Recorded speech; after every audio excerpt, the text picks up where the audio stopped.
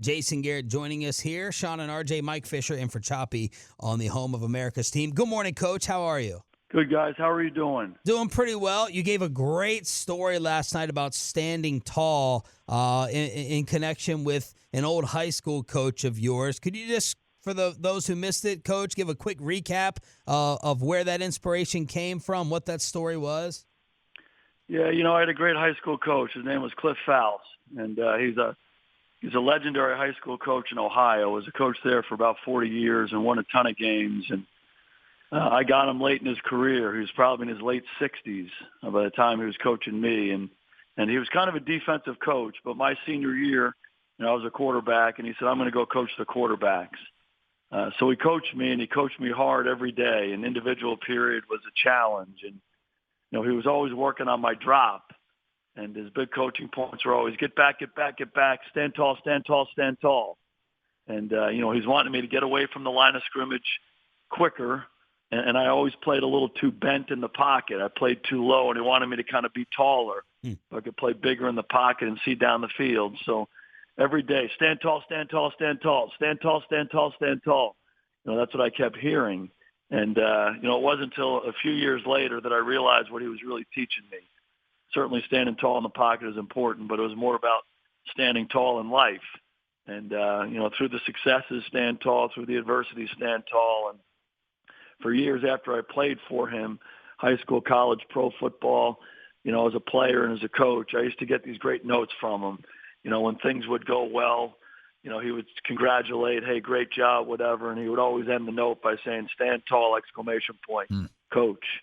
And then the same thing when there were adversities, encouraging words, whatever that was. And again, finishing the note with stand tall, exclamation point, coach.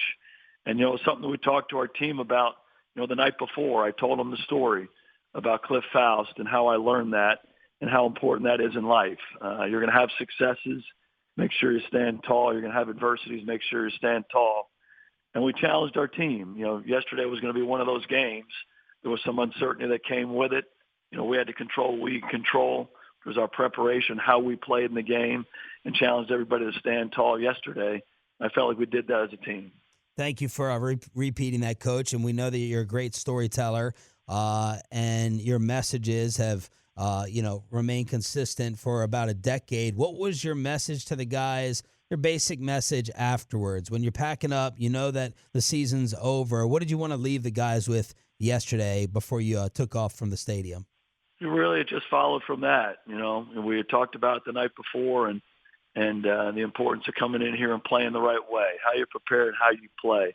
That's under our control, and challenge guys to stand tall, and we did that. And I told them how proud I was to be a part of the football team and be in that circle with them because they stood tall today, and they're an absolute inspiration to me now and forever. Jason Garrett right here on 105.3 The Fan. I know your answer is going to be we just didn't play well enough, but when the question is what went wrong with this season, or why did you guys come up short of your own expectations? Could you just take us a little deeper into why you don't think you guys played well enough throughout the year, or where you came up a little bit short, different areas of the team? Yeah, I think the overarching explanation is we weren't consistent enough. We weren't consistent enough throughout the year from game to game. We weren't consistent enough within games. We didn't do the things that winning football teams do. And, we have a basic formula for winning that we talk a lot about. You have to win the ball. You have to win the big plays. You have to win the fourth quarter. And oftentimes when you pull back after a ball game to evaluate those three statistics, those will be the deciding factors in games. If you lose the turnover ratio, you're going to lose a lot of games in the NFL. If one team is making many more big plays than the other team in the game, typically that correlates to points. You make big plays, typically you score points. If you don't, it's hard to score points. And then obviously so many of these games are decided in the fourth quarter. They're one-score games. 2/3 of the games in the NFL are decided by one score. And how you play in those games, how you play in the fourth quarter is huge. If you make the plays on offense or if you make the stops on defense, or do what you need to do in the kicking game. And, in the games that we lost, many of them were close games, one-score games. That's the best thing we did with our team last year. We won 7 out of 8 down the stretch, 8 out of 10 down the stretch last year, and they were close games. They were back and forth. We're ahead, they're ahead, scores tied. We do what we need to do at the end of the game. This year in the games that we lost, we weren't able to get that done, and ultimately that's the difference. Jason, are there particular pressures as well as, I guess, pleasures with being the head coach of America's team? Oh, I think, the nature of the National Football League, it's an elite opportunity for everybody, players and coaches. And I think, with that, there comes absolute pressures for everybody who's involved in this. And, I think there's certainly a lot of scrutiny on our team. We're a high-profile team. So, probably all of that stuff gets magnified. But hell, it's an incredible opportunity to play and coach for the Dallas Cowboys. It's a privilege to do it. So all of that stuff comes with the dinner. Jason Garrett right here on 105.3 The Fan. Is there a misnomer, Jason, about, Jerry and Steven? They always get killed for, stepping on your toes, interfering, it's their hires, giving you assistance. Is there a misnomer about the way that you work with the Jones boys that should be cleared up? Yeah, I don't think that's characterized well at all. We make a lot of collaborative decisions with everything that we do, whether we're hiring coaches or we're drafting or signing players. And, it's a team effort. And we try to come to a consensus that we think is best for our football team. And, we talk about it. Everyone has a voice. And ultimately we decide what we think is best for our team. And, I think we work really well together. I got nothing but incredible respect for those guys. I mean, they've been unbelievable to me, and I really, really appreciate our relationship. As a player and as a coach, I'm interested in your philosophy and challenge of keeping the message fresh. Do you believe in that, Coach, that you gotta change things up so it doesn't become stale if you're there for 10 years, or you kind of stick with the same thing because that's a core belief and principle? Do you believe in the whole messages get stale thing after a while as a coach? Oh, I think core convictions don't change. The things that you believe in life and in football, they can't change. If you come in every day and it's like, okay, it's a conviction of the day calendar. Okay, this is what I believe in today. Okay, what did Abraham Lincoln say? Okay, what did Winston Churchill say? And you have kind of a conviction of the day. This is what I believe in now. Everybody looks at you like, what are you talking about? So what you believe in as a person, what you believe in as a coach, what you're trying to instill the team as a fundamental foundation, that can't change. But those are basic, broad, fundamental things that most people believe in. But you're constantly trying to present those messages in a different way. Whether it's a story, a phrase, a video you're showing, something you're trying to say, maybe something it's very similar, but you're saying in a different way to reach different people, to reach the same person a different way. I mean, you're doing that constantly. That's what coaches do. That's what I do. You're always thinking about what the vehicle is to share that message with your team. And, we tell a lot of stories. We show videos. We come up with phrases.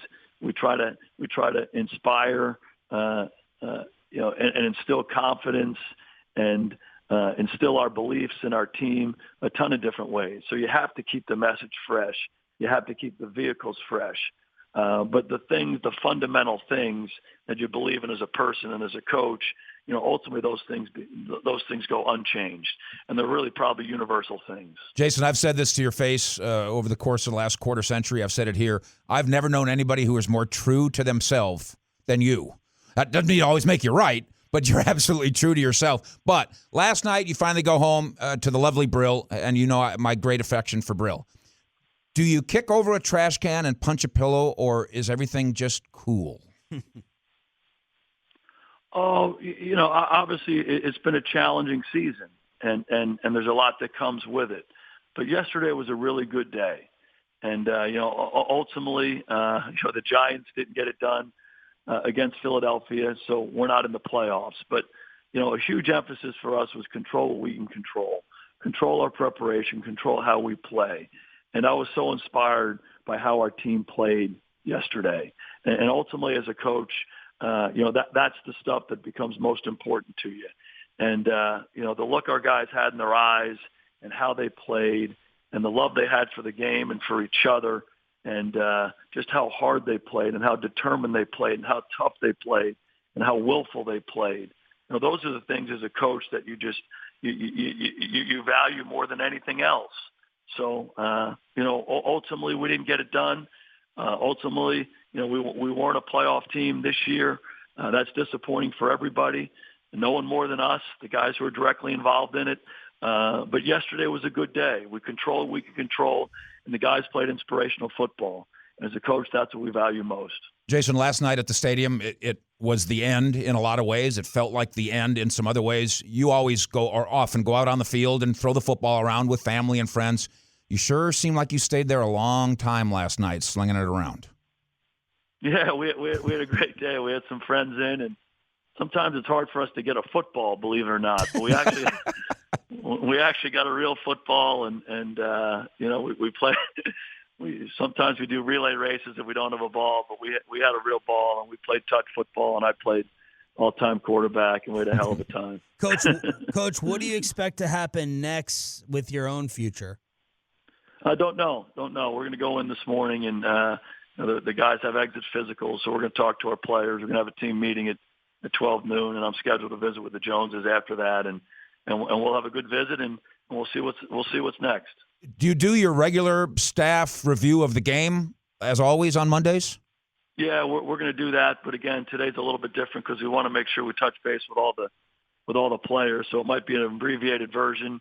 After we win a game, we give out game recognition, so we want to make sure we do that and go through that process the right way with our team and finish up the right way in our team meeting. And then there's a lot of different loose ends that you got to make sure you take care of.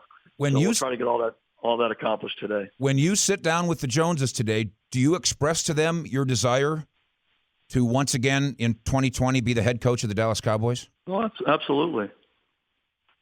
Jason Garrett right here on 105.3 The Fan. Coach, when it comes to Dak and his future, what do you see for Dak down the road? Is he no doubt a guy that should be the face of a franchise and a guy that can lead a team to a Super Bowl? Oh, my God. This is a special person and a special player. He's fantastic. And I just can't tell you how high a regard I hold him in. And he's a rare guy. And we're so damn lucky to have him as our quarterback. And he's been special in his first 4 years as our quarterback. He's an unbelievable leader. And he's such a good football player. And he's going to be a great football player in this league for a long time. There's no doubt in my mind about Dak Prescott, what he's done for our team, and what his future is going to be. What do you think the future holds for two guys that I know that you love maybe equally in Shawn and Jason Witten? Don't know. Had good visits with those guys last night after the ball game. I love them to death. They're incredible men and have been great football players for a long, long time. So, whatever it is, I know it's going to be done at a high level. Those guys are special human beings. Coach, before we let you go, any final message at the end of the season for the fans, for the Cowboy fans that you would want to say over the airwaves?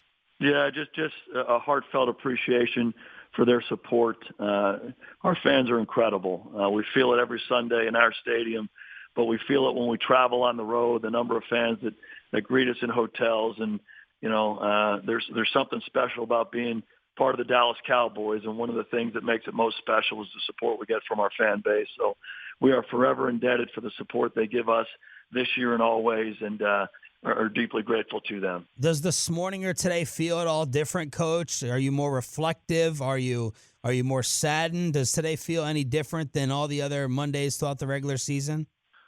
Well, obviously the season's over, so that's a little bit of a different feeling. It'll be a different Monday for us. But, again, so proud of our guys yesterday, how they played. It's an inspirational football team to me, and so proud to be a part of it. Well, Coach, thank you once again.